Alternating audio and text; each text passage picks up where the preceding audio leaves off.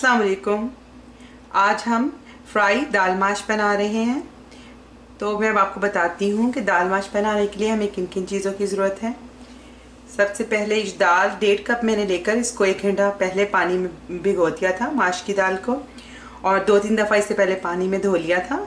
और इसके प्याज है जो एक बड़े साइज़ का प्याज लिया है, एक बड़े साइज़ का टमाटर लिया है, अदरक का 1 इंच का जैसे टुकड़ा है इतना अदरक है, 6-7 क्लोव्स जो हैं वो लहसुन की हैं, हरी मिर्च है, हरा धनिया है, आधा कप ऑयल है, कुकिंग ऑयल है।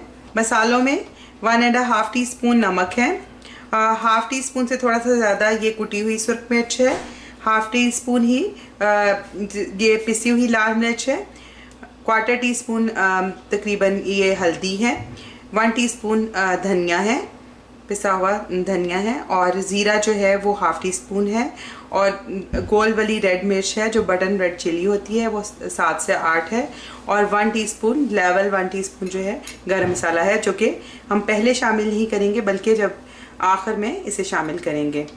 तो हम इसे बनाना शुरू करते हैं। प्याज़ों को मैंने हल्का ब्राउन कर लिया है। अब मैं इसमें मैंने लहसुन पीस लिए हैं, और अदरक जो आपको दिखाया था उसमें से आधा मैंने पीस लिया और आधा हम ऊपर उसको बारीक काट के डालेंगे। तो इसको डाल के तो 1 मिनट इसको भी भून लेंगे। लहसुन अच्छी तरह से इसमें लहसुन अदरक का जो पेस्ट है इसमें अच्छे तरीके से फ्राई हो गया है। तो इसमें मैं सारे मसाले डाल दूंगी। इसमें मैंने गरम मसाला और गोल वाली सुरख में शामिल नहीं की, और बाकी सब मसाले मैं शामिल कर रही हूँ। थोड़ा सा पानी डालूंगी मसाला ताकि जले ना। इसको भी 1 मिनट मसाले को भून लूँगी और फिर इसमें टमाटर ऐड कर दूँगी। मसाला भून गया है तो इसमें मैं टमाटर ऐड कर दूँगी। इसको रफली काट लिया है, इसको मिक्स कर लूँगी इसमें। इसको ज़्यादा भूनना नहीं है, अभी भूनने की ज़रूरत नहीं है। अब मैं इसमें 1 कप पानी शामिल करके तो इस मसाले को गलाने के लिए रख दूँगी। मैं इसे कुकर में बना रही हूँ, और अगर आप कुकर में नहीं बना रहे तो आप अंदाजे से पानी डाल के तो मसाले को अच्छे तरह से गला लेंगे। मसाले को मैंने अच्छी तरह से गला लिया था, और अब मैंने इसे तेज़ आंच पे उसका पानी खुश कर लिया है, और साथ में उसको भूनती जा रही हूँ। तो मुझे इस तरह भूनते हुए इसे 6-7 मिनट हुए हैं। तो साथ साथ जो मसाला है ये मैश होता जा रहा है, क्योंकि ये गल गया हुआ है, सॉफ्ट हो गया हुआ है।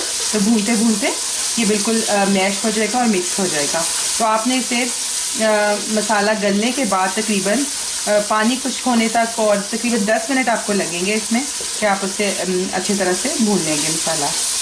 तो आप देखिए मसाला बहुत अच्छी तरह से भून चुका है, और आपने इसको बहुत सही तौर पे अपने मसाला भूनना है। और खड़कना मसाला होगा तो फिर आपकी जो दाल है फ्राई दाल है वो अच्छी नहीं बनेगी।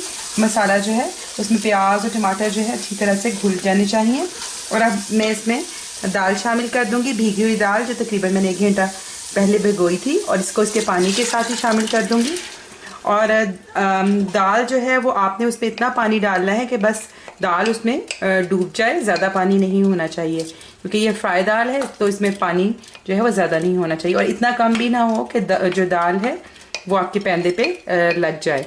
और अब मैं इसको 7 या 8 मिनट तक इसको मैं वेट दे दूँगी। वेट आने के बाद 7-8 मिनट मैं इसे पका लूँगी, तो इतनी देर में जो दाल है वो परफेक्ट गल जाती है।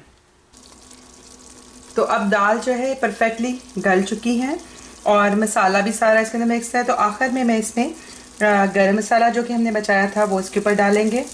इसी तरह ये सूखी मिर्चें जो है साबुत है वो डालेंगे, हरा धनिया, हरी मिर्चें और अदरक, ये सारा जो हमने गार्निश के लिए रखा था इसमें डाल के मिक्स कर लेंगे। इसको एक दफ़ा सब चीज़ों को अच्छे से मिक्स करके तो इसको 2-3 मिनट जो है दम के लिए रख देंगे, दम पे रख के, ताकि ऑयल जो है सेपरेट हो जाए, और फिर इसको डिश आउट करेंगे। आप इसी मौके पे इसका मसाला चख सकते हैं। अगर नमक या किसी मसाले की कमी हो मिर्च की, तो आप नमक या काली मिर्च इसमें या गरम मसाला डाल सकते हैं। तो हमारी बहुत ही मज़े की दाल माश फ्राई तैयार है। आप इस तरीके से बनाएं तो बहुत ही अच्छी बनेगी। आप ये देखें कि दाल जो है सारी सेपरेट, एक एक दाना अलहदा है और इसके बावजूद बहुत अच्छी तरह से गला हुआ है, वैसे ही जैसा कि हम अक्सर ढाबों में खाते थे। तो बहुत ही ये मज़े की बनती है। तो आप बनाएं तो आपको यकीनन बहुत पसंद आएगी। और अगर आपको मेरी रेसिपी पसंद आई हो तो ज़रूर इसे लाइक करें और मेरे चैनल को सब्सक्राइब करें। आइंदा आपके साथ किसी नई रेसिपी के साथ फिर मुलाकात होगी। उस वक्त तक के लिए अल्लाह हाफिज़।